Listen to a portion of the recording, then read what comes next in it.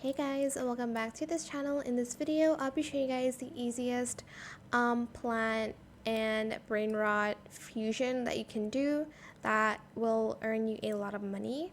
So go to Central Island, and as you can see, there's a fuse machine. Get out your cocoa tank plant, place plant, and you're going to place the giraffe, I don't know what it's called, Celeste giraffe, something like that. Giraffe Celestee. And let's see what happens if I submit the gold one. I don't know. And then press fuse. It's going to take around 5 minutes to fuse, and it's going to give you like more money than just like the usual brain rot.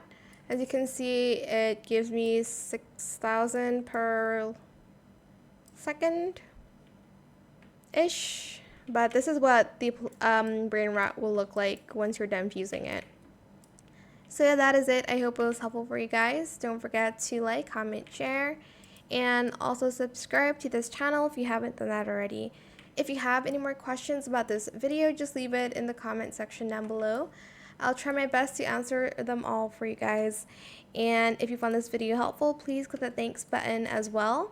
That is it for this video. Thank you so much for watching. Bye!